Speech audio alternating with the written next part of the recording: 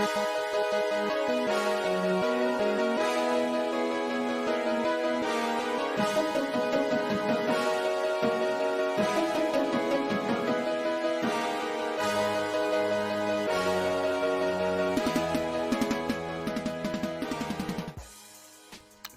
in episode number 108 of the St0ner Sports Radio podcast, brought to you by Mother Teresa's cigarette hot dog sandwiches. That's right.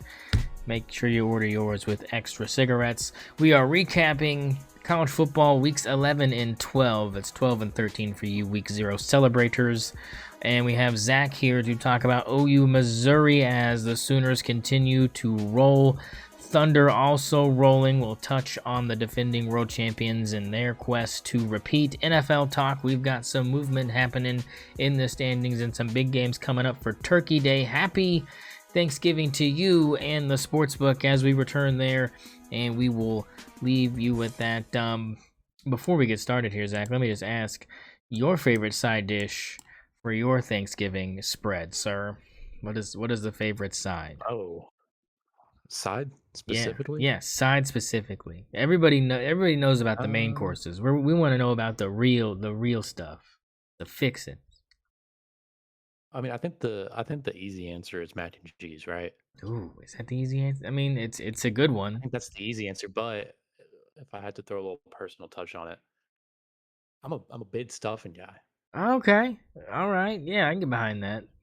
I Big can get stuffing. behind that. I'm a big mashed potatoes guy. Not gonna lie about that. And Yeah. I'm gonna be honest. I'm kind of pro green bean casserole. I'm a big green bean casserole I'm guy.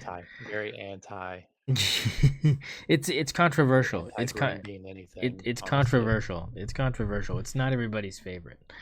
But the way It's definitely not up there. I mean, the way my grandmother made it must have been something special because I don't know why, but I like it a lot. And a lot of people don't like it. And I wonder if it's the way it's made or if it's just the texture or if it's just people don't like green beans. I mean, I'm fine with that. I mean, it's just people don't like green beans. That's fine. I mean, hey, someone's got to like them. I guess I'm that guy. I'll be that guy. I'll be that guy for you. You need someone to finish it, I'll do it. So humble. Yeah, so hey. I'm gonna have to do it. Well, so speaking of humbling experiences, we talked a little bit about week 12 in the last episode as far as your Sooners beating Alabama and South Carolina blowing it against the Aggies down in College Station. We talked about that, but we didn't talk about anything else, though. And there were some other things that happened. The biggest thing that happened the Friday before everything was Clemson beating Louisville. 1 point win there for Dabo that made them 500. He was giddy as a schoolgirl because he knew that he needed to do that for not only his team's sake but I think his job's sake, because going out the rest of the way it looks like they have a great chance to make a decent bowl game. So good for them. Yeah. Any other takeaways from you on this game? No, I mean Louisville. I think people probably saw this coming, but Louisville just botching so many scoring opportunities in this game. I mean, you go and you look at the snap on the punt. I don't think they score off that. I don't remember correctly. I don't think they scored off that turnover. Just terrible. Terrible. Wasn't great. But I mean, Clemson comes out, they win by 1. Not pretty. It's 5-5. It's a really ugly 5-5. Yeah. Just gotta get one more to be bowl eligible. Yeah. It's tough, and that's tough for Louisville. I mean, I don't think they had a chance to be in the ACC title game, but that game definitely ruined it if they did. Yeah, I think that was kind of the takeaway, was any chance they had of doing that and representing the ACC in any way, shape, or form in a playoff was completely shot, because you win that, you're 8-2, and people are talking about, maybe you got a chance here, but no, 7-3 in the ACC, you're cooked. Any 3-loss team in the ACC doesn't have a shot, and I don't think any 3-loss team has a shot. Yeah, I mean, I think that's fair. UCLA got absolutely housed by Ohio State 48-10. Got about getting smoked. And Julian Sayin just continues to be very efficient. Only 8 incompletions. Didn't throw for 200 yards though, because he didn't need to. Because Bo Jackson went buku bananas crazy with 15 carries for 112 yards and a score. I don't know. I just UCLA, man. We were thinking maybe the offense got going. I don't know what the hell happened these last few weeks, but they can't score the damn rock to save their freaking lives. And I just feel like if they were the same team we had seen, beat Penn State and beat, these other teams by putting up these massive offensive numbers, it at least would have been a game. It would have been like 35-48, but I mean, like, it would have been a game. And so I don't know what's going on. I mean, is it just Nico playing like trash? Like, I haven't watched him, so I don't care. But I mean, I feel like there's something going on there. Yeah, I think Nico's just trash. Yeah, could be that. I mean, Tennessee won the trade. Tennessee won the trade. You got that pretty right. obviously. Did we talk about the Indiana game? Which Indiana? The Wisconsin game? 'Cause that's the one I'm looking at right Yeah, now. yeah. I mean, I know we'll probably touch on Heisman stuff, but it's Mendoza, and I don't think it's a question. Mendoza should be the Heisman. He went 22 for 24 for 299 and 4 touchdowns. We're talking about 4 touchdowns, 2 incompletions. Yeah, I mean, this guy is playing out of his mind. I I think mean, yeah. Mendoza has to be the Heisman. I think it's rigged if he does not win the Heisman. I kind of tend to agree with you. I think that you perform like this, even if Wisconsin's secondary is trash, like even if it's like really bad, to only have 2 incompletions, it's that has really only almost no bearing on the defensive secondary quality, because you still have to put the ball where it needs to be. As a defender, your job is to break that pass up. It's not necessarily to, obstruct a window. you know I mean, it is, but I mean, like, when the ball's already thrown, I mean, you're trying to make contact with that window and trying to put yourself in front of it, and the ball still has to be there. And so that's accuracy along with a trash secondary that isn't obstructing any of those windows. And the thing is your wide receivers still have to catch those. You know what I'm saying? Like, your wide receivers have to catch those. Yep. Yeah, So and that's part of it. And I think that people tend to forget that balls have to be catchable. You're talking when you got, balls in your hand, they have to be really catchable. I'll never stop. I won't quit. I love to fondle folks. No, you're right Speaking though. of which, Speaking of which, mixed response on the on the Trump throat goat. Uh, I don't know what to tell you, folks. yeah, I know what to tell you. I mean, black and white don't lie. It's there, black and white. Hey, is what it is. Hey, But no, you're right. Yeah, the balls have to be catchable, and so that lends to, again, this is a guy that going number one overall isn't crazy. It's not something that is out of the realm of I don't know possibilities. about that. He's playing that well. Um, Yeah, I just don't think you take a quarterback route for the first pick this year. I mean, I think no matter who it is, in my opinion, no matter who has that pick, it should be Jeremiah Smith. ooh, wide receiver. Oh, I mean, he definitely We're needs to be the talking. first wide receiver off the board. I'm not going to debate that. I think I, he should be number one off the board. oh my gosh, is this? Boy, this is turning into something. I don't. I Who don't know. else? When was the Mendoza, I guess. who was the last wide receiver to go number one? Was that Megatron? Like, who was the last wide receiver to I go don't know. number one? Like, I mean, it is it more I mean, recent than Travis Hunter that? went number two. Yeah, but I mean, you could say he's just a corner. Um, Yeah. who I'm just now I mean, it's not, look at me. I'm doing it. Uh, And let here we me go. let me be clear. Let's If I'm see. taking a quarterback, it's Haynes King. King isn't it? So Mendoza winning the Heisman does nothing for his draft stock, is what you're telling me. Oh, I mean, I don't think him winning the Heisman is going to change his draft stock at all. I think he's a round one talent no matter what.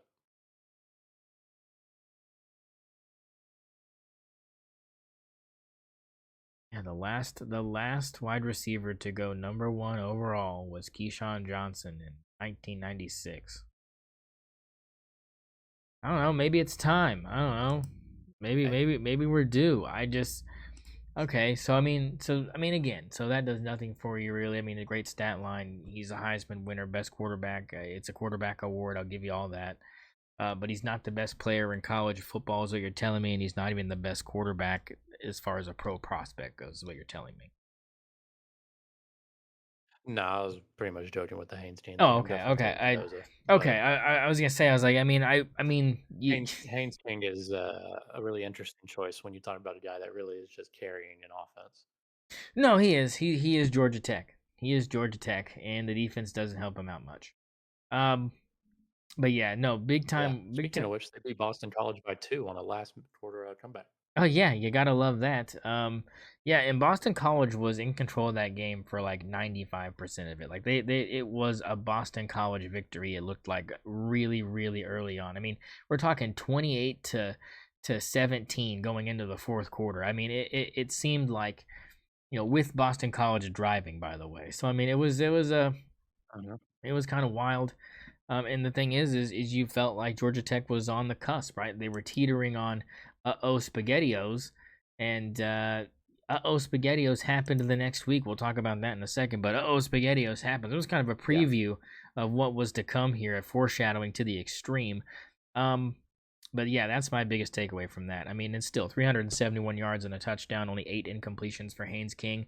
I mean, look, that's hey, and the thing is that doesn't include his rushing yards, which I'm sure were probably also crazy. Wasn't over 141 yards, but I mean, it was probably not bad. Um, Yeah. I mean, in fact, uh, he did run the ball pretty effectively. 15 carries for 53 yards. So I mean, technically over 430 yards of offense generated by him and him alone. Yeah, he is that team, and he goes as they go as he goes, and the defense just needs to play better, and they're horrible. The defense is trash, and they're not helping him at all. Yep. And you're asking him to score 49 points a night. You're not going to win a lot of football games that way. And that's pretty much how bad the defense is. So that's why Georgia Tech is in the position it's in now. But that was a good preview for sure against Boston College. Other games that were going on, Zach, over the weekend. The Texas Georgia game happened, and boy, uh, Texas got sauced. I said Georgia by 90 Yeah. on Twitter, and that was a little bit facetious the week before. But 25 is a big sharumph, and 21 of those came in the fourth quarter for Georgia. So up until then, it was 14-10 going into the fourth quarter. So I mean, Texas kept it a game for the most part. But again, we've seen this year after year, Zach, and I'm not falling into this trap again. But these slow starts that these Kirby Smart teams get late in the season. I mean, why is it late in the season all the time? I don't know, but I remember you and me talking last year and the year before that about like, is this a sign that Georgia is not as good as we think they are? And then they go and they get into the playoff or they get into the final four teams, because that was happening at the time, and they show out and they show like nothing's wrong.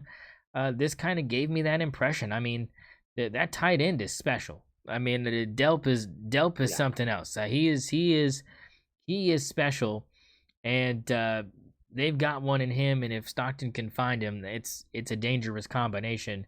But I think this is more about Arch Manning. He just didn't look good. 27 of 43, almost 20 incompletions. It's 251 yards, but when you throw it 43 times, you should rack up 251 yards. That should happen.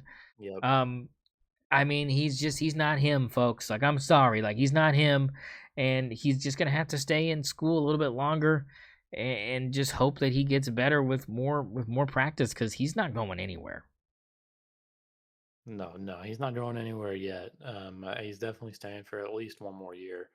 And then, I mean, we'll see about the NFL. I don't know if he's ready. I think he'll probably end up in the NFL just because, his name's Manning and someone's going to want to take a chance. But yeah, I mean, and, honestly, I've been feeling kind of similar about John Mateer. I'm just not thinking that he's the guy. Yeah. Um, we'll talk about later. But I mean, I'm seeing similar things where I'm like, these guys are not nearly as good as hyped up to be. Yeah, and the thing is then you look down, you have teams like Texas Tech, they're just whooping the ever living piss out of teams like UCF 48-9. And the thing is um, you know, that's, I mean, yeah, hey, the UCF's bad, man. They're bad. So I mean, that's just nothing to take away from that. That should have happened. That should have happened. Like, congratulations, should have happened. Ole Miss, Florida, Zach. This, 2017 national champions. yeah, yeah. Um, True, they were. They were. Um, and Ole Miss, Florida. This game, Zach, was actually all Florida until the fourth Yeah. quarter. This was another game where a team was holding on, holding on, holding on, and then the better team in the fourth quarter just showed up, and Florida just turned back into a pumpkin. And I'm gonna say it, DJ Lagway turned back into a pumpkin. I mean, he was playing good, and then it just fell off, and Ole Miss took complete advantage of that. Yeah, man. I mean, just the offense that was generated in the fourth quarter by Ole Miss was insane. I mean, Lane Kiffin almost looked like he was auditioning for something. Yeah, isn't that interesting? I wonder what that Wonder could if he be. was just letting Florida get up for a while just to, show them what he can do. Possibility. It was a possibility. Yeah. Um, I think he's the next LSU coach. I think he is too. I think all signs are pointing to that, and I think having your daughter date a linebacker there and all that stuff. I mean, I think that factors into it too. Whether or not it's the main part is Yep. not the point. It just factors in, and it could be that straw that tips it over to where you make that decision, a final one. And I think he's well on his way to doing that. So good for it would be a good hire for LSU, and I think it's a good fit. Yeah, and they're announcing after the Ed Bowl, which I think is a mistake. I don't know why they announce things before the playoffs. Yeah, I kind Like of agree with that too. I don't know why Eric Morris was announced to Oklahoma State before North Texas's season ends. That doesn't make any sense to me. I don't understand that. It's not like it can wait, and you can recruit in the background if you want. You can let rumors fly, whatever. But like, there's no reason to announce that before a team's season is over. Because I mean, North Texas has like Yeah, actual no, playoff you're right. chance. Yeah, Like that was a they point somebody might made. be Yeah, the G5 team in there. Like they very well could be the G5 team that gets into the playoff, just based off the fact that they're what 9-1, or 10-1, yeah, and I mean they have a very you know beatable schedule. And then if they win the conference, I mean, because they're in the American, right? yes, Are they in yes. American? I think They're they not, are. it's not Conference USA. I Um, know it's not. no, Um, I think it's American, yeah, and they yeah. See, American. They're 10-1. Yeah, them winning the American Conference and being 12-1 after that game. I don't see why they don't get in over any other G5 team that might have a chance. yeah. I mean, and that's and that matters because like you said, going into that game, players can enter the portal and they don't have to play. And Hmm. then you're looking at a very, very winnable first round game for whoever draws you. So yeah, Yeah, that does have impact, and you hate to see that, and you just hope that it doesn't, because of, like you said, the potential for this team to have a chance to do something special. I don't think anybody would bet on them to do that, but I mean, you want to give yourself the best opportunity by having your best players out there, and if they want to go ahead and just be like, then I mean, you're cooked. And what was the season for if you don't even try? It does a disservice to the fans as much as it does to the program itself. So, yeah, I mean, I just feel I bad agree. for them But in that great respect. hire, Oh yeah, no, it's a great hire. I mean, I'm not gonna say great anything hire. about. I mean, Chad Weisenberg did his job. He hired the right guy, and a guy that I think will bring some players with him that will help Oklahoma State immediately. I think the quarterback comes with him. Yeah, I think Hawkins, the wide receiver, comes with him. I think you have guys that'll see that happening, and they'll come back that were staples after Gundy did leave and they decided to stay. If those guys decide to come back because they feel like the program is going in the right direction and going to be obviously better than it was this year, because let's be honest, it's hard to get worse than these last 2 seasons. I mean, the bar is in hell. It's not even on the ground; it's in hell. So Yeah, you win 4 games, you're a hero. yeah, I mean, and the thing is you bring in that quarterback and you bring in that wide receiver, you're looking at a team that, in my opinion, is already a 6-win team minimum. Yeah, I'm not. It's a bowl team. He's a great offensive mind. It's a bowl team, and if you get that talent coming in there with him, if they come with him, that elevates the offense enough. And we've seen that the defense is good enough. OSU's defense is good enough. The problem was never the defense this season, in my opinion. Sure, they had games they were bad, but in the games that they were in, it was because the defense, and it wasn't like the offense didn't have opportunities to capitalize. So if you know that the offense is the problem, bringing in a guy like excuse me, like Eric is a good hire, because it's what you need. It's what you need. You need a good offensive mind. You need somebody that can possibly bring in a good quarterback and a good wide receiver and schmooze them, to Stillwater with you, because they'll be playing at a higher level. You have more exposure to scouts. You have selling points you can sell these kids that they're not going to get if they stay at North Texas or decide to just go into the portal somewhere else. Yep, 100%. Did you see that the new CFP rankings dropped? I did. I did. And what pisses me off is that North Texas, they're not on there. Tulane is. Yeah, Tulane is. Yep. Interesting. OU still at number 8. Oregon still at number 6. It looks like. Yeah, it's a problem. It's I mean, they're not even in the conversation really, unless Tulane decides to just, crap the bed technically. Well, I think they have to play each other in the conference championship, so I think that's where it happens. Yeah, that's right. That's a playoff game. I mean, right now sitting at a 54% chance to make the playoff is North Texas. You look at Tulane; they've got a 28% chance.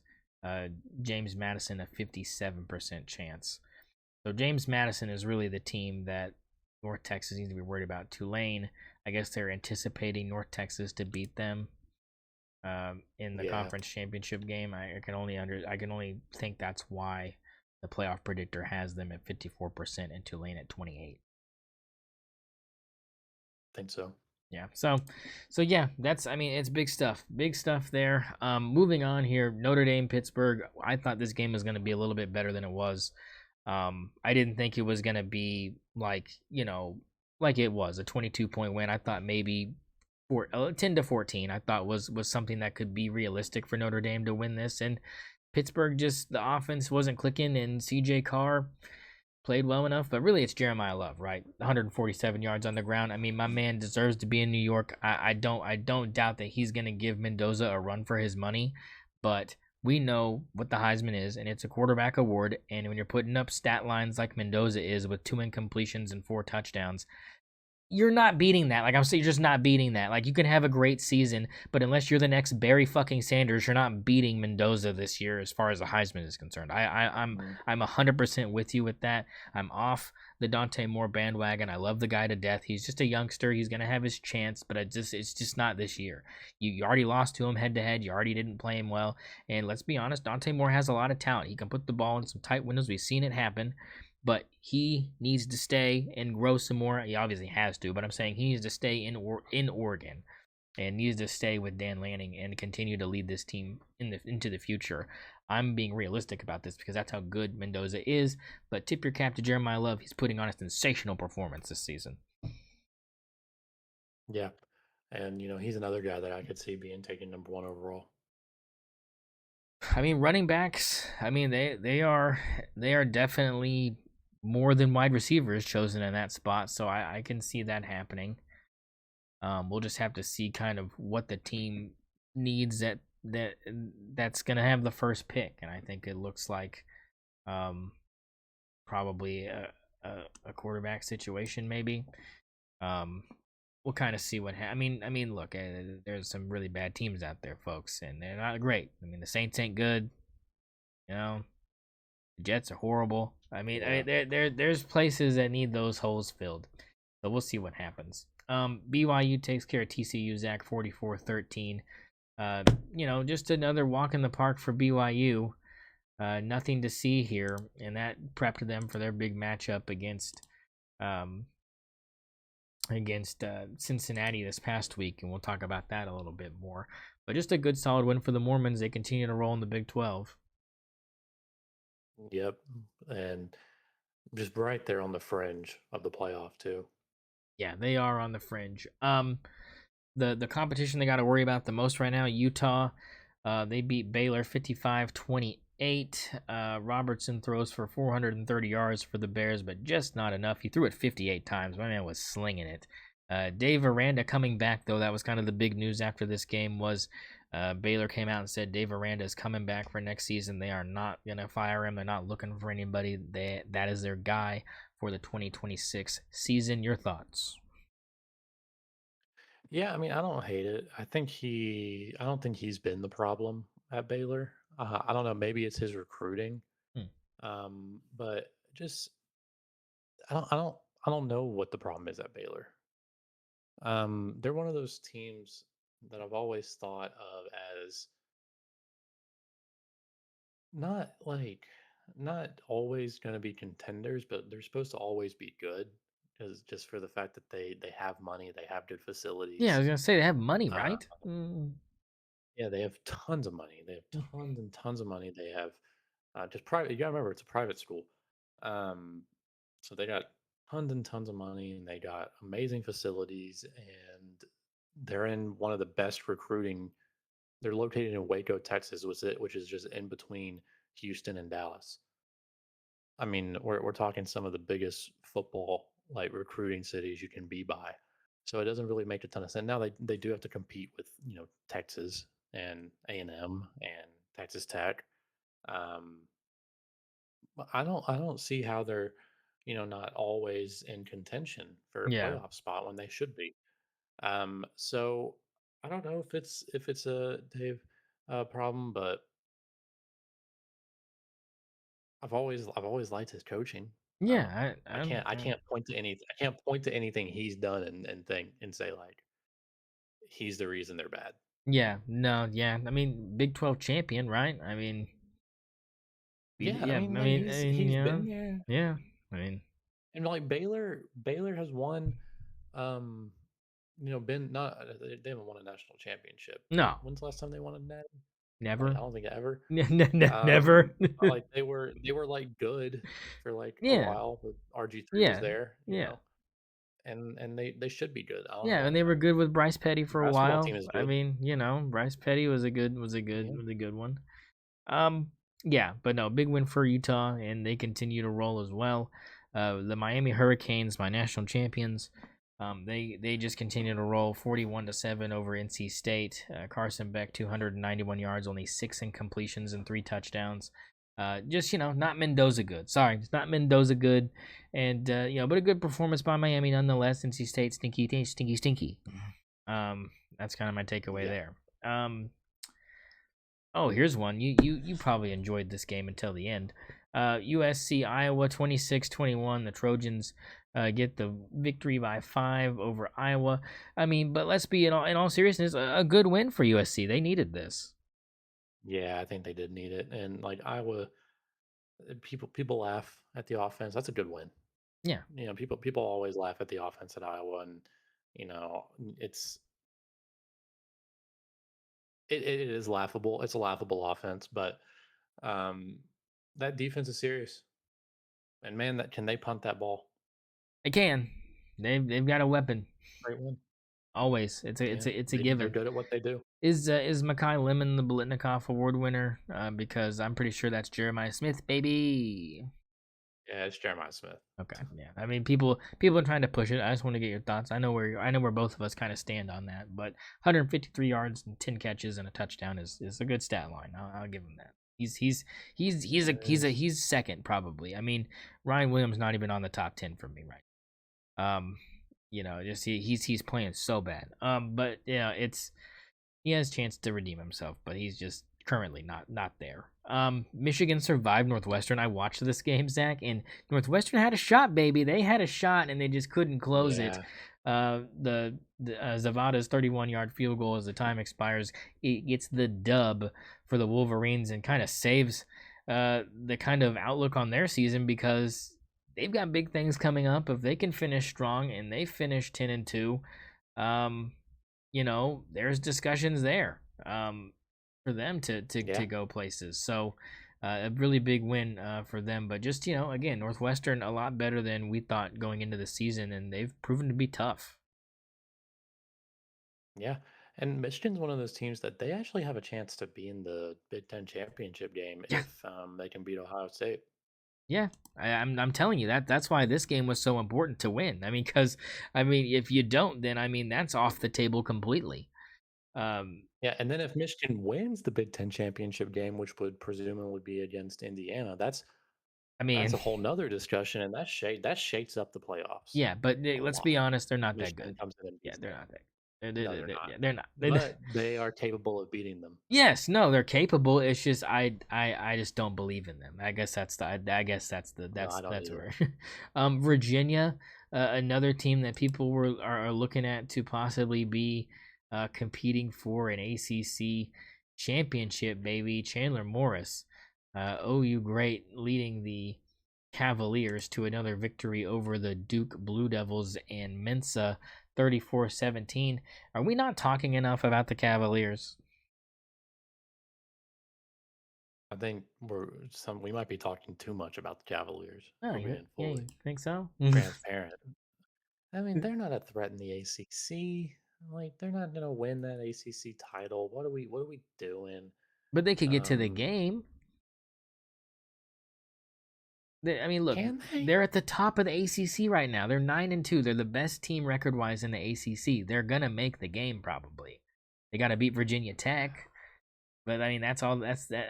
They're 9-2. They're at the top of the ACC. I'm telling you, are we not talking about? Because this could be your ACC winner, and it could. I'm telling you, it could be. I mean, shit. I guess they could Right? make the game, but I mean, you still have Georgia Tech and Pitt. Like, I don't know. Is the ACC cooked? Like, do they even deserve a team? I don't know if they deserve a team in the playoff, bro. I've never seen a conference cannibalize themselves Oh, so hard right. as the ACC has They this got season. they got they got Like, they got three team anytime they got three teams that are 9-2 overall, and two that are and I three know, that but are like eight and every three. time one of them gets to the top of the standings, they just get knocked off. And Yeah, and it's like that's a like, rival. what?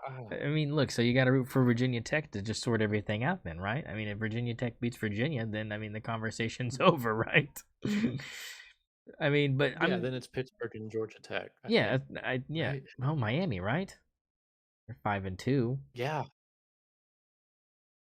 Look, it's so fucked. You look at these standings, it's a mess. It's a I mess. mean, we're looking at a situation where we could have a playoff that includes both Pittsburgh and Miami. I did. Oh, I I don't think that happens. no shot. I don't think that happens if Miami loses to Pittsburgh in an ACC title game. But what if they beat Pittsburgh? And Pittsburgh's Oh done. man, I don't know about that. Yeah, but I'm telling you, the Cavaliers, man, they got a chance. They have got a chance, baby. And I'm telling you right now, according to the playoff predictor, 29% chance. Better chance than Tulane, which we were talking about. Only 2%. So The only how does team. it work exactly? Because like if they win the conference, they're in, right? Yeah, if they win the conference championship game, they're in. Is that necessarily true? Yeah, because Like, they what would if? because they would play But against like, my what if right. there's a fourth conference? But what if there's a fourth conference that has a team ranked higher? Well, then I mean, I guess What you, if UNT, North Texas goes in and they win, and they ended up getting ranked like 15th as the American Conference champion? Would they get the fourth conference champion auto bid over Ooh. the ACC winner if the ACC winner is below like 15? Yeah, I Because we're mean talking about a that's situation where yeah. it's like Pitt, Miami, and if Pitt wins the ACC, there's no chance they're higher than 15. So in that situation, would assuming Miami is in that top 15, like, do they stay? I mean If I'm it's Miami, I don't want to play in the ACC title game. that's what I'm saying. Like it might be more damaging if you do. I Yeah, mean, and I mean, I guess that's an overall problem with the playoff structure is like teams don't want to play in the conference game. They really don't. so here's the deal. If it may, I mean, right now Virginia has a better betting odds to make the college football playoff than Miami does. They're plus 190. Miami is plus 220 right now to make the college football playoff. Um, Now that's as of right now. So I mean, it seems like people are thinking that Miami, like you said, may not play in the ACC title. It might be Virginia and Pitt playing each other, and Miami is looking on the outside, looking in with a good record, but their inability to win the game against anybody to win the ACC puts them underneath the winner of the ACC only if it's Virginia. Like if Pitt beats Virginia, then Miami goes. That's kind of the way I look at this. Pitt has no chance. I don't even think you can bet on Pitt to even get to the playoff. Yeah. And so if Pitt beats Virginia, then Miami would go. Unless Miami plays Virginia, then the winner of that game would go. That's kind of how I feel. I don't think the ACC is getting more than one team. Is kind of my bottom line here. They get one. That's what they're getting. They can't because the only way they would get two is if they fuck themselves over even more. Yeah, and I just don't see that happening. It's impossible. They can't. Yeah, we can't let that happen. Yeah, yeah, you can't let that happen. Um, so yeah, it's a mess. But Virginia helps themselves out with a good win over a good team. And again, Chandler Morris continues to roll. OU legend Chandler Morris. Tennessee beats New Mexico State 42-9. No notes. Aguilar 204 yards, six incompletions, and a touchdown. Nothing really to take from this other than hey, get your cupcake game out of the way. Navy beats South Florida. This game was good as well. 3-point win for the midshipmen over the ranked 24 overall Bulls, and now Navy with a less than 1% chance to make the college football playoff after that victory. Just a good win for Navy. And as far as the American Conference is concerned, they continue to be at one of the top teams in it, right? Breathing down the neck of North Texas and Tulane. So they're right there. Yeah. They're in the mix. Don't sleep on the Navy. They can Any. come into a bowl game and surprise you. I mean, but again, your boy, uh, Byron Brown. I mean, 327 passing yards to go along with 136 rushing yards. He's an animal, baby. Is he hitting the portal? Like, is he portal bound for sure? I would. Yeah, I think I would too. I think someone's gonna get a baller. That's all I know. Someone's gonna get a baller, and they're gonna pay premium for him. Arizona beats 25th ranked Cincinnati. The Big 12 continues to cannibalize themselves. I believe that eliminated Cincinnati from Big 12 title contention unless Utah, or BYU, or Texas Tech decides to shit the absolute bed. And that's not going to happen. And that will wrap up week 11 for us here at the St0ner Sports Radio Studios. Moving on to this last week, this most recent week on the 22nd of November. Again, happy Thanksgiving, everybody. Thanks for joining us for our holiday special. Because that's just what's going to happen. It's going to be out, and we'll have everything ready for you before all the games on Friday. So enjoy it. Let's get started with my Ducks. Let's get this out of the way. We go ahead and beat the bitch out west 42-27. We were up 28-14 at the half and just kind of locked in the rest of the way, shut them down offensively. Even though, uh, I mean, good showing uh, by Big Jaden. Mayava with 306 yards, 3 touchdowns, 18 incompletions, but I mean, he threw the ball like a Lincoln Riley quarterback. We really hinged on our running game, though. Noah Whittington with 104 yards on 19 carries. It's not, I mean, it's, a little over 5 yards a carry, so we'll take that. And a touchdown. So, what was your takeaway from this? Because mine was just taking care of business here. We are the better team. We knew we were the better team. We just knew that if we could shut down the offense, we would get what we needed. Yeah, and that's all it is. And personally, I think that the secondary at Oregon has been one of the better secondaries this season, and they tend to have a pretty good secondary under Lanning. So I've been pretty impressed with that, and I think that they did a really good job. I mean, Hines gets through for 141 yards and a tud, but I mean that's mostly on explosive plays, and I tend not to hold explosive plays too much against a secondary. I mean, you're talking about situations where a play just gets blown Yeah, up yeah, completely.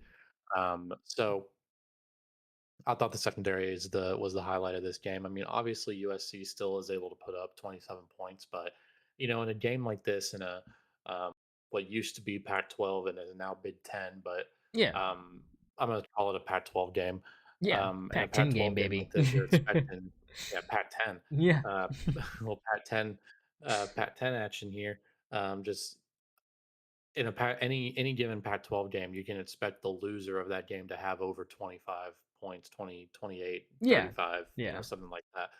And that's what this game was. And Oregon, did what any good Pac-12 team does, and they outscored. They did.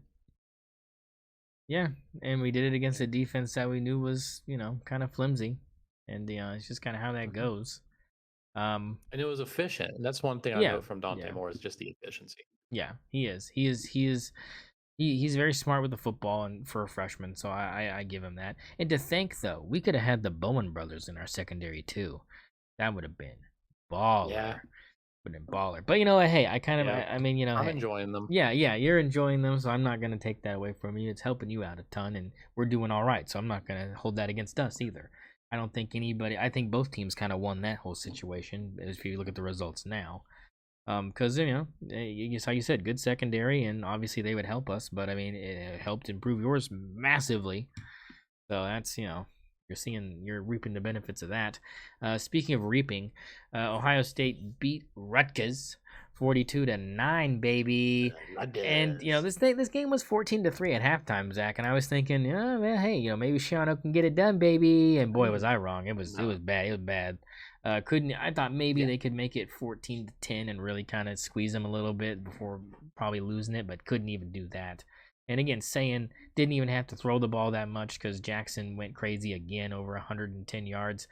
He's slowly becoming uh, a close second to me as far as like running back, like Jeremiah Love, him. And I don't know if anybody else that I think of when I think of good running backs that Whoa, are whoa, putting up big whoa. numbers. Number two. Number two is Ahmed Hardy. No, Missouri. The contained, guy's a contained, monster. contained. He he did get contained against OU, but that's OU. You can't hold that against him. Yeah, we'll see. We'll see. He's top five That for man is sure. insane. Top five I for mean, he's sure. averaging like 12 yards a carry. He was. He was. Yeah, he was. He was. But I mean, dude, like No, you're no. his He stats was. are insane. Yeah, but who were they playing? Like, come on, man. And those are against. What do you mean? They're in the They SEC. ain't playing nobody. Um, Yeah, they're playing nobodies. hypothetical. Texas A&M blows out Sanford. The Bulldogs are 1-11. Man, they stink. 48-0. You shouldn't have let them score, and they didn't. Marcel Reed, pedestrian, 10 of 15, 123 touchdowns, efficient. Just whatever. I don't care. Yeah. Georgia, the same thing. They got Charlotte, and they allowed them to score a field goal. Kirby should be fired. 35 to Yeah, 3. it was a quick week. Yeah, yeah. Someone's getting tarmac him. 4 incompletions for Stockton, no touchdowns and a pick, less than 200 yards. Throwing, Don't care. I mean, just Charlotte stinks. Yeah. Uh, Notre Dame, boy, I really hate this for Syracuse because boy, if they had my boy Steve Angeli, man of the people, Steve Angeli, sins like this wouldn't happen. 70-7. Jeremiah Love goes nuts. 171 rushing yards on 8 carries and 3 touchdowns. I mean, my boy was averaging 20 yards a touch. I mean, I mean, Syracuse, dog. It's DJ Carr threw the ball 9 times. for what, He 400 had yards? 49 yards. Oh, I was He gonna went say, 5 of 9 for 49 yards. didn't need to. Just He didn't have to do hand it off anything. to hand Because it not off to only did that guy. Jeremiah Love have 171 on 8 carries, averaging 21 yards a carry, but Jadarian Price also had 70 yards on 4 carries, and Kenny Menchie had 59 yards on 2 carries, and Ananias Williams had 39 yards on 3 carries. I mean, They were letting everybody go dude, 10 yards a touch. How many they touchdowns got did the defense 3. score? Well, let's see. The offense scored 7 touchdowns. So Yeah, that means 3, right? 7 Came from the touchdowns. defense. And then the defense, one, two, three. I only see 2. 1, 2. So Yeah, special that's 3. teams too. 3 TDs. Yeah, Yeah. So yeah, for 10 total touchdowns and 70 points. Yep, that's 2 pick sixes and oh a punt man. return. Yep, that'll do it. Yep, that's boy. And to think that they had 49 of those points They in the kicked first no half. field goals. Yeah, no field goals. Yeah, didn't need to. They had 49 of their They 70 kicked in one no half. field goals. Oh my god. They only scored And 3 they had times in the no. They second did half. not punt the ball. No, They didn't. never punted. Never punted. Didn't need to. I mean, the fact that Fran Brown survives this is crazy, right? I mean, but the thing is, it just shows you how instrumental it is to have a good quarterback. Okay, Steve Angeli would have made that game manageable. Okay, I believe in Steve Angeli to not let something like this happen. It might have been 49-28, but I mean, it wouldn't have been this. This is a sin. I mean, this. I mean, someone needs to burn in hell for this. God, man, they ran all over I them. mean, talk about a bad run defense. They were. I mean, We're talking about 70-7. There were like 9 total completions. Me and you could have ran for Like 10 yards. and 4 of them were from starter. Or 4 of them were from the backup. You Like, think you could have got a first we down? couldn't have. I think We no, no, could you have gotten 3 yards? Think you could have picked up 3 on a carry? no, They weren't even hitting anybody within the first no. 7 yards of getting the ball. Yeah, but no, but there was another Notre Dame running back that had 2 yards on 4 carries, and I know I'm not better than him. Okay, that's So fair. But what offensive line was blocking for him? Not the starting offensive line. I'll tell you that much. true. I would have been. I was like, I would have been arrested. You kidding me? I think if you put me against the Syracuse defense and you gave me the Eagles O line, I think I could get a couple yards. Okay, yeah, I'll give you that. I mean, and that's just you falling forward because I mean you're already like That's just me literally jumping on Lane Johnson's back. yeah, yeah, probably. But yeah, Right, let's go. just a sin. Alabama kicks the crap out of Eastern Illinois, 56-0. All right, Yeah, boo they hoo. needed Yeah, that. yeah, they needed it. No one Ty cares. Simpson threw 2 picks. Yeah, loser. No touchdowns, 2 picks. Yeah, what a loser. They're bad. Alabama's not good. BYU beat Cincinnati. Well, hold on, we need them to be good until the final playoff. yeah, rankings. yeah, okay. They can stay in the top 10 till then. OU needs that win. Yeah, OU needed that win. I'll give you that. BYU beat Cincinnati 26-14. Another feather in the hat of BYU, whose only loss is still Texas Tech. I don't know. I mean, Cincinnati, they didn't even really score until the fourth quarter to even make it look like it was a 12-point game. So this was technically a 19-point win for the Mormons. Just they're just coasting. I think so. I have a bone to pick with BYU fans, man, and you should too, because they're so upset that they're ranked below some of these teams with 2 losses, like OU. Yeah. And particularly, they're mad that they're ranked below Oregon. Yeah, which I don't I think understand is at all. crazy. Yeah. Well, it's like I understand the concept of like Oregon doesn't have a better win than BYU, I Yeah. guess. Well, now we And do. BYU, Now we like do. BYU's only loss is like, well, yeah, but also like BYU's only loss is to a top 5 team. And I just like all of that made sense to me, but at the end of the day, I'm just like, yeah, but Oregon's better. We are. And the thing And is we also and like lost I to a don't really that's good what pisses team. me off. Indiana is not Yeah, a and that nobody. too, but it's just like My, and it's just like, and bro, and no one wants they're to. just better. Like Here, OU is just better than BYU. here's Notre what. Dame is just better than BYU. Like that's just what it is. Yeah, no, you're right about that. Here's what pisses me off though is no one wants to include Montana State's record in our win-loss record against our opponents. They're 10-1. They're leaders in the Big Sky. They are FCS Bro, they're royalty. FCS royalty, and you're not going to add those 10 wins so we could have a still below. It would still be 55 to 58. quite the resume though for the FCS. It's like we're undefeated except for fucking Oregon. Yeah, literally. That's literally them. They're like, we beat everybody except for the Oregon Ducks. And we cooked them. And the thing is it's like that. But no, now I think our USC win kind of puts us over them. Because again, who have they beat? The only good We're team. already over them. No, And I that, know, like but I'm I don't saying if you take their argument and if you give creed to their argument, and you play devil's advocate and you go, yeah. okay, then even then, they haven't beat anybody. They haven't beat Yeah, I'm about to anybody. look at their schedule because I'm I'm looking like, at it I don't right think now. they've. Portland State, Yeah, they haven't Stanford, done East nothing. Who's their best Carolina, win? Utah. Colorado, West Virginia. It's Their only Utah. ranked win is Utah. Utah. And ours is only USC. But Yeah, guess what? man, But guess that's what? But guess what? Well, and Penn State at the time. Technically, Penn State was a top 5 team when we played them. I mean, like, I mean, do we not count what teams were when we played them? I thought that's how that worked because people continue to do it no, no. I all the think that's goddamn what time. I I think we mean, should actually rank teams based on preseason rankings because OU has a win over number one. damn. I mean, you're not wrong. You're not wrong.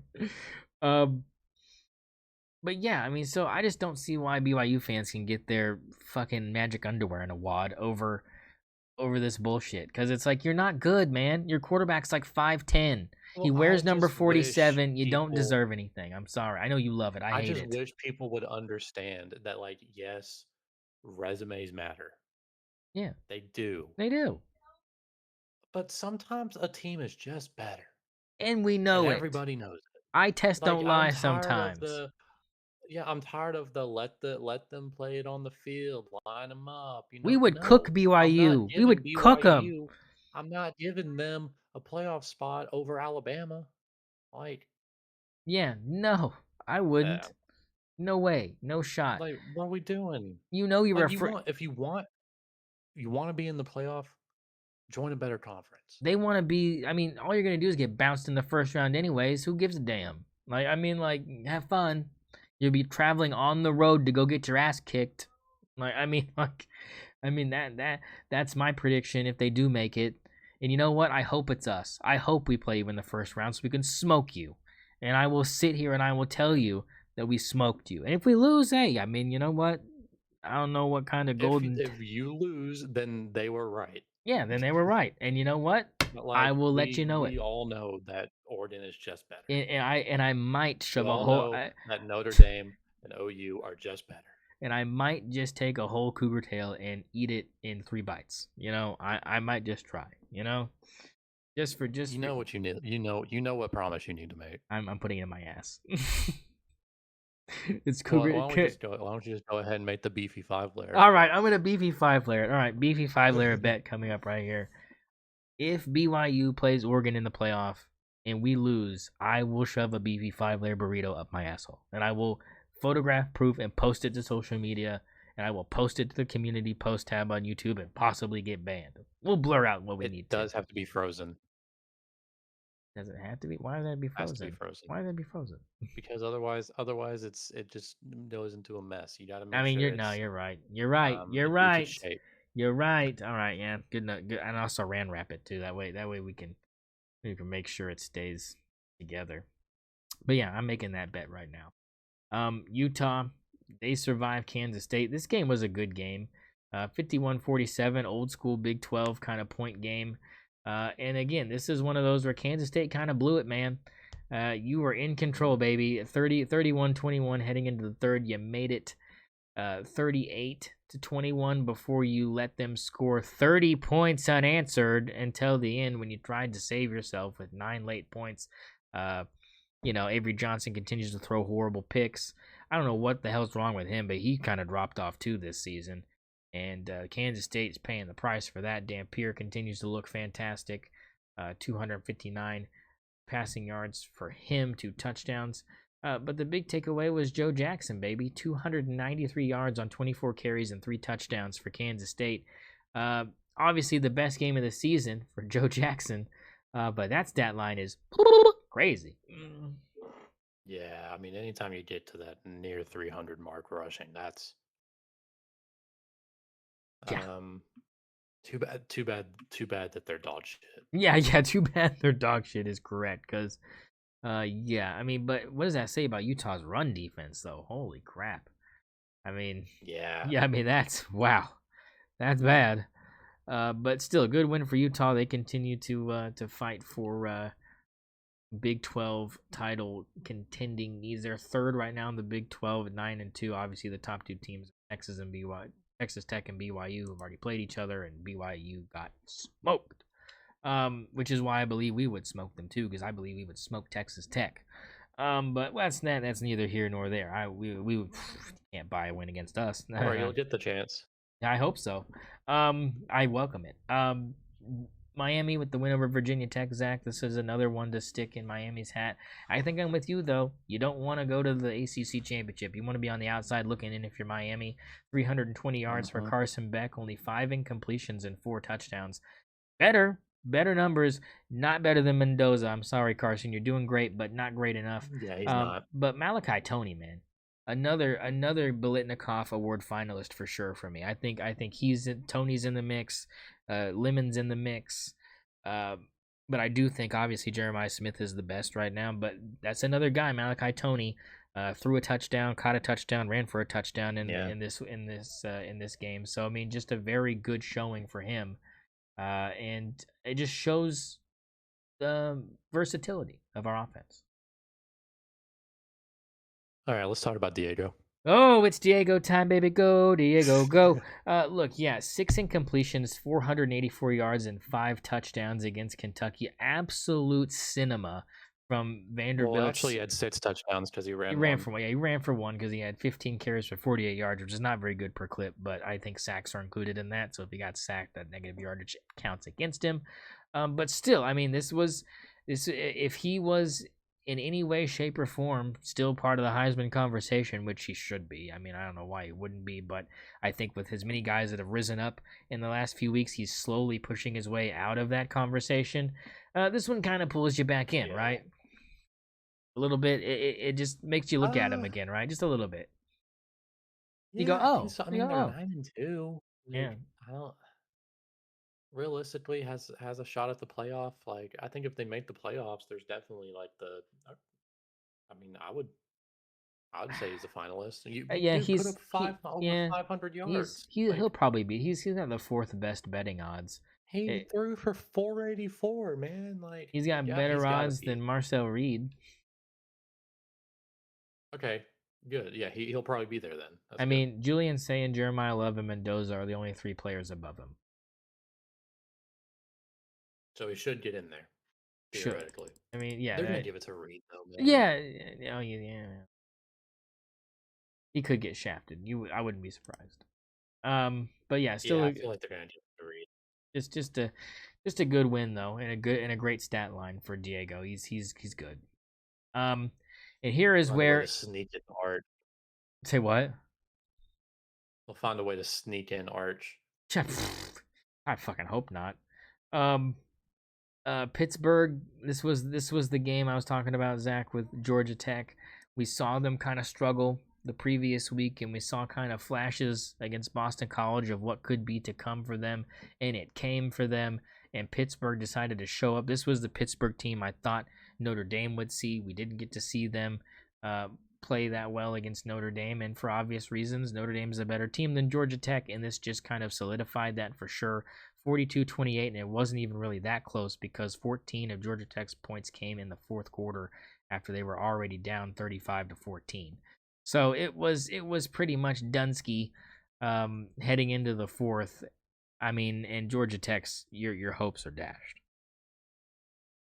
Yeah, they're done. I mean, that's really all there is. They're done. I mean, you can't lose to Pitt. Well, and you can't let Jack Ryan Turner run for 201 yards on 21 carries. Is that his name? Jakey Ryan? That's Is it crazy. Jakey Ryan? I don't even. I feel bad. I'm sorry, brother. You had a baller game. Jakarian. I would say Jakarian. Yeah, Jakarian. Yeah, that sounds better. I hope that's right because it sounds right, and it should be that if it isn't. It sounds better that way. But yeah, so big Or game. Jakarian. Maybe Jakarian. Yeah, but yeah, that no. But that leads us to what you said, Arch Manning being in the conversation because people suck. 18 of 30 for 389 yards and 4 touchdowns against Arkansas, who continues to turn the ball over and do things that we said they couldn't do if they were looking to try to make some noise this season. And sure enough, Arkansas continues to hunt for their first SEC win this season. Are the Hogs going to get it done, Zach? Can they win an SEC game this year, or is this just Sam Pittman's so absolutely cooked? Is Arkansas just waiting for Lane Kiffin? Well, maybe, but also, I don't want to gloss over. I really don't want to gloss over this Arch Manning performance. He really did play really well. I mean, not only are we talking about 18 to 30, which isn't that impressive, but 18 to 30 for 389, 4 touchdowns. He also ran a touchdown and he also caught a touchdown. Yeah, he did. Dude had 6 total But touchdowns. so did Malachi Like Tony. yeah. So, and he's a wide receiver. I mean, Arch played a really good game. He did. He looked really good against an Arkansas team that's been horrible all damn year against the pass. I mean, holy shit, they're so bad. Everybody, again, remember when I was saying, yeah, they let Arch Manning catch a pass. Remember when I said 2 weeks ago that it seemed like every time I was watching Arkansas on defense, there was nobody within 10 yards of the person with the ball. It continues to happen, and I don't know what the hell is happening, but someone needs to fix it because Arkansas fans deserve better. These Walmart founding state naturalists deserve better. and the thing is you still put up 37. I mean, that should be enough to win if your defense is competent. I mean, 37 is enough to beat Texas. We know that. If your defense is any good, just saying, we know that. Their defense is horrible. I mean, you can give Arch Manning his props. It was a really good game. You can see you don't want to gloss over it. I'm gonna gloss over it because Arkansas is that bad. You might as well be playing. You might as well be playing Rutgers. You know what I'm saying? You might as well be playing Rutgers. Montana State. Montana State would have given you probably the same performance. They would have put up 37. I believe in them. 10-1, never lost. Montana State puts up 37 on Texas. They should get that coach should be the new coach at Arkansas. Yeah, hey, give it to them. They probably actually like that hire. Michigan beats Maryland 45-20. This game early on, I thought, I keep thinking that the quarterback for Maryland is gonna, do something, that's gonna impress me, and he does for like the first 2 drives, and the rest of the game is just horrible. And I don't know what it is, but I mean, I get it. Scripted drives are the best, but I mean, it doesn't explain why the man can't complete a pass. And Underwood 7 incompletions, 16-23, 215, 2 touchdowns. But really, this was about Bryson Kuzdal or Kuzdal with the whatever, the Kuster. 20 carries, 100 yards, 3 touchdowns. So a lot of short field opportunities for Michigan that he got to cash in on. Any takeaways other than that? No, not really. I mean, Michigan, they're shaping up to be a problem in the Big Ten. Yeah. Ohio State should watch out. Tennessee beats Florida 31-11. They were up 31-0 at halftime and didn't have to score again, and Florida ended up tacking on 11. It just seems like Florida is just a roller coaster, man. They'll play up to their competition, then play down to Yeah. their competition, and then they'll have a game where they just don't play good at all. It's weird. Dude, I mean, I had rarely ever seen a team get belt to ass as much as I did in that first half. Oh yeah, it was I bad. mean, Tennessee was doing whatever they wanted to do, man. It was straight belt to ass.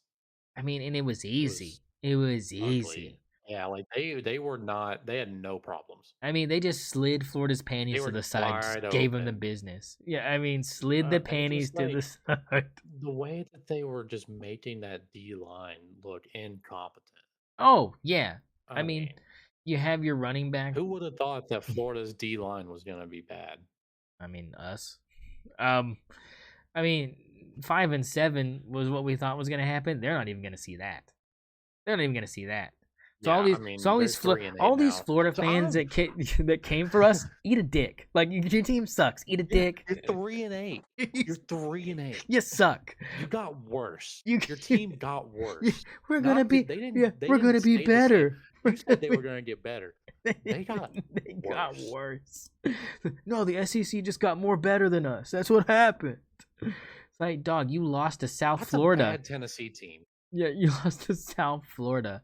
You lost to Like Kentucky. Tennessee's good, but like that is a bad Tennessee You team. lost to Kentucky by 31 points. Shut the hell up.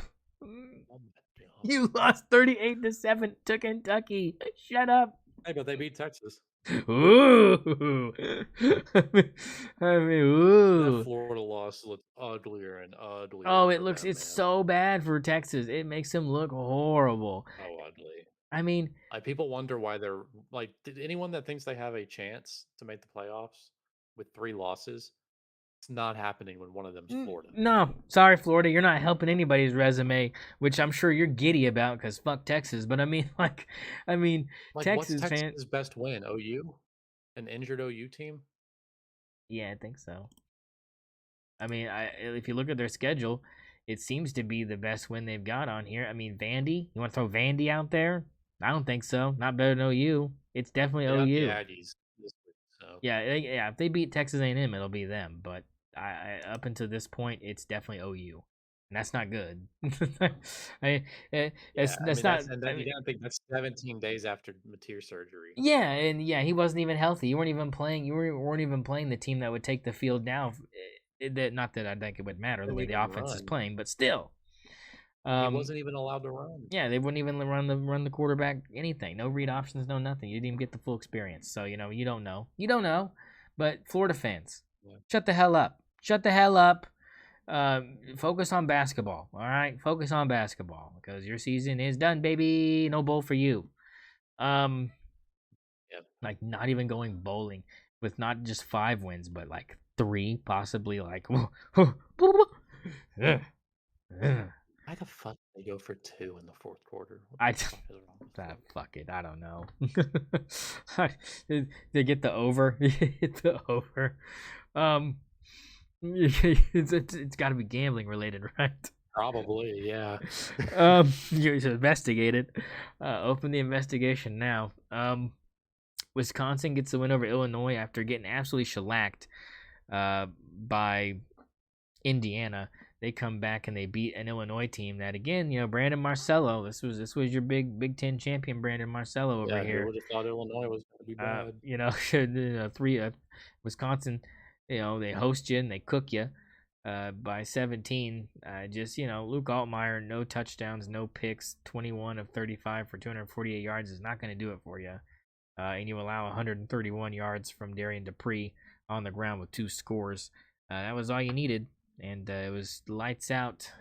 Illinois, have fun at your bowl game, dog. Yeah. Hopefully some of your starters play. TCU and Houston. This was a good game. TCU, the upset win over Houston.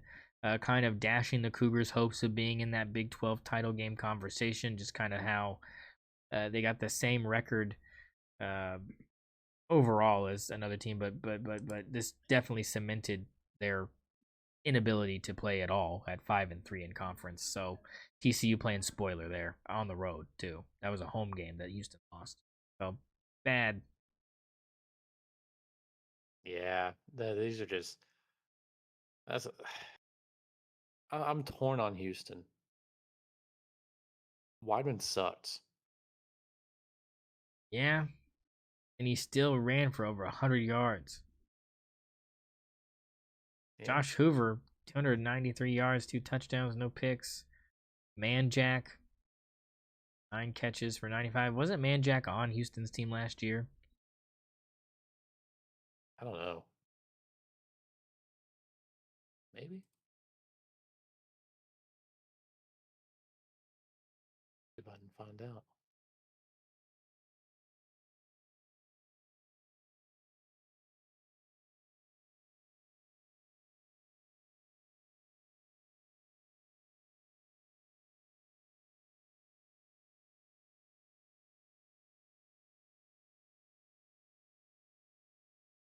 Yeah, he was on Houston's team. Okay, yeah. So a little bit of a revenge, for him. 9 catches for 95 yards, helping his quarterback out. Yeah, he's the guy that actually played really well against OU. That's why I recognized his name for a reason. Yeah. So they almost beat you that game. 37 13. What? Was it 16-13?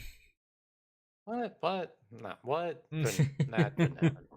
Yeah, I forgot. That was it. We're dumping that Jackson Arnold experience out of Unless you're our. gonna say we lost to the Navy or something. Yeah, that didn't happen. Tulane over Temple 37-13. Temple stinks. Tulane trying to keep their playoff hopes alive. Uh, and Arizona State beats Colorado 42-17. They're 6-2 in conference, and they're in the same position that Utah is in, where they're just hoping BYU or Texas Tech slips up so they can sneak in there. They are on the outside looking in as well, with no playoff aspirations. And that, folks, wraps up the week's pass. Zach, you had a game against Missouri. We were kind of concerned about it a little bit. Why don't you tell us kind of how that game went down? You guys get the win. You continue to bolster your college football playoff chances up to 78% now after the victory. So as long as you take care of business this week against LSU, looking primed to be hosting a first round game in Norman. I know a couple of guys that have already bought their first round tickets to Norman a couple of days ago. So people are already predicting that you'll take care of business, but kind of tell us going into this Missouri game what you were thinking with Bo Pribula coming back instead of Zollers to lead the Tigers into Norman to try to pull off the upset, and then just again how the offense performed. John Mateer hits St0ner for a big play, but other than that, not a lot of explosive plays offensively. Your defense continues to make plays. 2 interceptions at vital times where Missouri was trying to put a dent in the lead you guys had. So just kind of break it down for me and let me know how you're feeling heading into this week. Well, I mean, the defense did it again, right? I mean, the defense is the only reason we're winning any of these games. The offense has been playing like dog shit. I mean, I personally was not impressed by our offense at any moment of the game. The explosive play you get to Satania, that's nice. Nice, I guess. I mean, that's just blown coverage. So I don't like to see anything crazy out of that. Main takeaway I got from this was first, I was really scared of Matt Hardy. Um, Going into this game. In that first quarter, he made us look a little silly for a second. Um, Luckily, defense locked in, got things under control. But I mean, we're that I don't like that win. That win wasn't pretty. Like Mizzou's not supposed to, only hold OU to 17 points in this game, and it continues to happen where the offense is just underperforming. They're doing enough, but that's only because, and I don't say this lightly. That's only because they have the best defense in the country on their team. I don't think it's controversial to say that OU has the best defense in the country based on what they've been doing the last couple of weeks. And it's the only reason that the offense hasn't been scrutinized as much as they should be. So that's my main thought. I think, if you're looking for like highlight players, run game was trash in my opinion for OU. Mateer once again leading the team in rushing, 18 carries, 60 yards, nothing crazy. But I mean, plays of the game. Um, I would say Taylor One had a really good game, getting sats near the end zone. Uh, Bowen brothers, another great game. Uh, Defense is also really banged up, so I guess that could be another thing to look forward to in the playoffs. Like we were missing our Mason Thomas. Robert Spears Jennings goes down in this game. He ends up coming back. He went down for a minute in this game, uh, and I don't think Dolby is all the way back. I don't remember. Yeah, Dolby's still not back. So this defense, I'm OU's in a position where if they have good days on offense on the right days, they could make noise in the playoff. Just their defense is good enough. I think their defense holds any team besides maybe Ohio State below 28 points. And obviously I think the only team that we've let score more than that is um Ole Miss. So Let's blow through just kind of any NFL talk you want to talk about. You had a big win for your Dallas Cowboys over the Eagles, baby. You want to talk about that? George Pickens, yeah. give him the No, I extension don't right really care now. about I don't really care about the Cowboys that much. I mean, Nothing. I don't really care if they win or not anymore. that's fair. But yeah, I think George Pickens is better than CD right now. I don't know. That's tough, but like he's playing better than CD right now. The only thing I really want to touch on is I think there are two obvious contenders in this league right now, and they are the Los Angeles Rams and the Seattle Seahawks. I think those two teams are going to meet in the NFC conference, championship and a uh, de facto Super Bowl. I really do. And I think the Rams are going to win the Super Bowl. I think Matt Stafford's probably going to win the MVP, and they're probably going to be playing against Drake May and the Patriots in that Super Bowl. Gonna get Um, cooked. just yeah, probably, but just the way that Come on, JSN has Seahawks. been playing, Jackson Smith and Jigba, man, like he's on pace for a 2,000-yard season. He has the most yards through 11 games, like ever. No, but we know who Sam Darnold's looking for. Yeah, I mean, God, and that's what Sam Darnold throwing to you, man. Like, so that's really all I want to touch on. I just think like the way that the Seahawks and the Rams have been playing lately has been insane. The way those defenses are firing off, and then just the superstar, power that both teams have at receiver. It's just unfair, especially the Rams, man. Because not only do they have Puka Nakua, who, in my opinion, is a top 3 receiver in the league, but they also have Devontae Adams, who is looking like you know Prime Devontae, 2017 yeah. Devontae Adams. Like, so they're just in a great position. And then Colby Parkinson is another guy that I really like on LA. He's a great receiving tight end. Um, so yeah, I'm big on the Rams right now personally, and I think that if I were to do Super Bowl contender rankings, I'd have them number one. I mean, that's fair. They are playing really good football. Um, and like you said, it's going to be between them and Seattle to probably battle it out. I don't see anybody else in the NFC giving them problems. I mean, yeah, I mean you could sell me on the Eagles. You could sell me on, you know, Detroit if they get their act together, but I just don't right now. I think it's hard to disagree where you're standing right here. As far as my Patriots making it to the Super Bowl, I like it. I like it. If it's It'd not be my them, pick. I mean, if it's not them, I like Denver a lot too. Um, they're in a good spot at least. They're 9-2. They're far and away the best team in the AFC Yeah, West. So Bo Nix in a Super Bowl. I mean, this Bo Nix versus Drake May in the AFC Championship game would be cinema for me. I mean, because I love Bo Nix to death, being an ex-Oregon quarterback, and obviously I love my Patriots. So I mean, I would be rooting for my Patriots over Bo Nix, but it wouldn't hurt me if Bo Nix hurt me. You know what I'm saying? Like I would still have a rooting interest in the Super Bowl. So I feel like that's kind of my dream matchup. Do I think the Colts could give people problems? Do I think the Ravens are getting on track to being another trying to get the Ravens seem to be coming, is what I'm saying. They're on a 5-game winning streak right now. They seem to be catching their footing at the right time.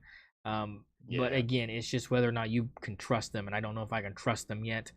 The Bills still scare me as someone that could knock my Patriots out of the playoffs. I still believe that they're good enough to do that. I don't believe in Pittsburgh at all. I don't believe that Joe Burrow is going to be able to turn it around in Cincinnati quick enough for the Bengals to do anything. The Chargers don't scare me because Justin Herbert doesn't scare me. And I don't really think unless I run into Patrick Mahomes and he turns into vintage playoff Patrick Mahomes and can rejuvenate Kelsey to have one last ride into the sunset, I don't see why you're not wrong. I see why you're putting us there, and it seems like the planets are lining up for that to happen. I just hope it happens the way I want it to, where it's Denver and New England meeting in New England for the AFC Championship game. I think that would be cool, and I think it'd be cool for the Rams to play the Seahawks in the NFC Championship game if it pans out like that. But I also think that Rams-Eagles would be a good matchup, and I also think that Rams-Lions, if the Lions get their act together, would be a good matchup. So I'm down with either of that as long as it's watchable football. But yeah, that's it for NFL talk. Good stuff there, which means we're going to feast. It's time to feast, boys. It's time to feast. You know what we do when it gets to feast time? We've never done this before because we've never had an episode that's been so close. But for Feast Week, baby, we're rejuvenating the sports book. We're not just rejuvenating it a little bit. We're rejuvenating it a lot. $500 in the bank for each of us to use here heading into the weekend. We're looking for big money. If you're looking to get back on track, if you're looking to try to recoup some of those losses from following us all season, Feast Week is the week. I'm starting us off with Ole Miss and Mississippi State. It's the Egg Bowl, baby. Ole Miss by 7. Give me the Rebels to cover the 7. Your thoughts? Oh yeah, and by the way, I'm putting a fat 150 on that baby. A fat 150. I want to go opposite of you. Okay. I'm gonna take Ole Miss to beat them by more than 7, and I'm gonna throw 200 on it. What do you mean? I picked them to I picked them to cover. What are you picking? Oh, I thought you picked Mississippi State. No, I picked Ole Miss to cover. So join me. Join me. Yeah, I'll join you. Yeah, join me. I'll ride 50 with it. Yeah, how about that? Okay, you're putting 250 big ones on. I love it. No. I'll ride the 150. Okay. Okay. Here's the deal. That'll work just fine for me. The 150 apiece, both of us on the board for Ole Miss to cover the 7 against Mississippi State in the Egg Bowl. Kansas and Utah. The Utes of Utah traveling to Lawrence. They're favored by 11.5. Boy, I'm just going to say it. Give me Utah to cover the 11.5. I love you, Kansas. You've been good to me. You're a good first half team, but you can't hang on. And Utah gets it done. Dampier just a little bit too much. Give me 50 on this one. Give me 50 on Utah to cover. I'm gonna go down to what it is obviously going to be game of the week. The game. I'm gonna go down to Ohio State and Michigan. I'm gonna take Michigan to cover the 10. Where are you? Wait. Oh, we're including Saturday. Okay, cool. Yeah, go ahead. I'm gonna take Michigan to cover the 10-point spread against Ohio State. Michigan. I think it's gonna happen. I think I'm gonna throw. Let's see. I put 150 on Ole Miss. Yeah, 350 to go. Let me just put a Benji. Put a Benji. We got 100 going on Michigan to cover, baby. The Wolverines making it look hard once again for Ryan Day. I like it. It's a good pick. And I respect it. Look, I'm gonna join you here, but I'm gonna join you on another aspect of this. Give me the over 44.5. I like points for the first time in this game. Usually not a big points game. They're not banking on points because rivalry, all that. Julian's saying putting up points. I'm going with the over 44.5. Give me 50 on that as well. So we'll put a 50 on that, and we're both sitting at 250 off the board and 250 remaining. Zach.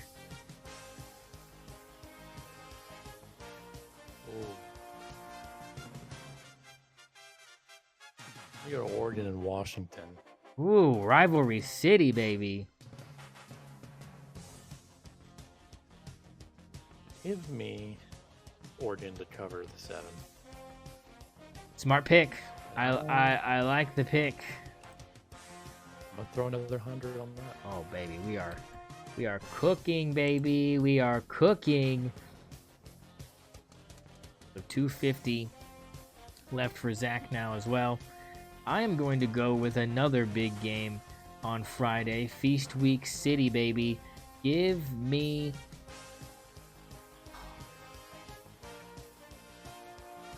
the under 51.5 for Texas and Texas A&M. No points. No points. Nobody gets any points. I'm thinking this is going to be low scoring. I'm thinking this is going to be one of those 24-17, maybe 31-10. I mean, I really think that Texas A&M probably gives them the business this time. I don't like to believe in little brother a lot, but I'm going to have to if I want this under to hit, so I'm going to do it. And I'm going to put 50 big ones on this one as well for Texas and Texas A&M under the 51.5. Give me $50 on Texas to cover the 2.5. $50 on Texas to cover the 2.5, baby. He wants it. He's not bold enough to pick money line though. He ain't that bold. He says it's gonna be a 31-30 game. He says it's a 21-20. I'm not getting got. 21-20 by a 1-point loss. It's fair. So that puts me on the board here. I'm gonna stick with something that I'm pretty confident with here. I'm picking Miami. They're on the road this Saturday at Pittsburgh. Pittsburgh coming off a big win against Georgia Tech. Let me watch Pittsburgh turn back into the team that played Notre Dame. Give me Florida, Miami to cover the 7 against the Panthers. Miami of Florida, -7. Give me a hundo on that one, baby. Hundo me up. That game number 5 for you. This is my final one. I'm going to put $100 on the Oklahoma LSU game going under 36.5. Boy, and this line moved down from 38.5 at the beginning of the week. That's what I got it at. I got it at 38.5 this week. So he's going under 36.5. No points in Norman, but that doesn't mean it's not a victory, baby. And that means that if you parlayed this, baby, you could be winning a cool 13K if you follow Mr. Huffman, baby. So big time stuff there. That's gonna do it. That's gonna do it for us. Any final thoughts before we send everybody out to mashed potato town, mac and cheese town? Are you a turkey guy or do you guys do the ham? Yeah, it's got to be ham, right? Okay. So I'm from Texas. Yeah. And for those who have questions, I'm from literally right on the Red River, so it's not. My dad's from Oklahoma too. All right, grew up in the household. Um, in fact, I will tell the people my dad was actually in Austin this past Saturday, and was staying at the hotel that I guess Texas starts their walkout at, because they walk out of a hotel to go to their buses to go to the stadium. It's a whole thing. OU does something similar, the Walk of Champions, And my dad, he's wearing his OU gear in the middle of it, just in the middle of the sea of orange, and talking to Texas football players in the elevator with his OU gear on. The man's Sooner born, he's Sooner bred. And when he dies, he'll be Sooner dead. Nah, you got that right. And that's a tough environment to be in after losing to him this But season. I can only imagine standing in that elevator with yeah, those guys looking at you like, didn't get us this you year. gotta stick with it though. Hey, But here's it here's the thing: being from Texas, we do the turkey, we do the ham, more ham than turkey, but more than both of those, we do brisket. oh, okay. Hell yeah. Yeah, Hell yeah. we always got a brisket in there. Well, cause I know my stepdad's gonna go nuts because he always does. So he'll do a ham and a turkey. You know, full. He'll do both because he can't help himself. Even though everybody every year is like, why do we even do the turkey? It's more of a this is gonna be leftovers for the next month than it is anything else. Yeah, But he does both. So I mean we do both. But yeah, it's about the sides for me, baby. We out here trying to stack some sides. It's about making getting a roll and like making one of those makeshift turkey sandwiches with like mashed potatoes on top of it, and you just squeeze it in between the two rolls. Like, cranberry sauce oh on there yeah, I too. mean, and the thing is we always get like the canned, like the ocean spray can that you shake out of it, Of course, jelly. And the thing is we do it because it's funny. It's like obviously like it's not because it's the greatest cranberry sauce you're gonna have. it It's is though. because hey, my white trash taste buds agree. But the thing is I know like some people make it from scratch and stuff like that, and it's more runny and it's not They're gelatinous or wrong. whatever. No, they're wrong. They're wrong, but I can't guarantee it probably doesn't taste fantastic. I'm sure, but we always do the can. The can you got to slice it. It's just tradition. You have to. It may not be good for you at all, but you got to. And Prefer my cranberry sauce in disc form. yeah, see, same. That'll do it. Appreciate y'all hanging out. Send you into your holiday weekend. We'll be back to recap everything that went on Thursday, Friday, Saturday. Big sports week for everybody. For Zach back at the Huffman Cave, and for me here at the Stoner Sports Radio Podcast Studios. Keep a stick on the ice. Happy Thanksgiving and good night, Canada. Oh man, my camera went out at the end. Good night. No, Canada. Zach is gone, folks. He left us.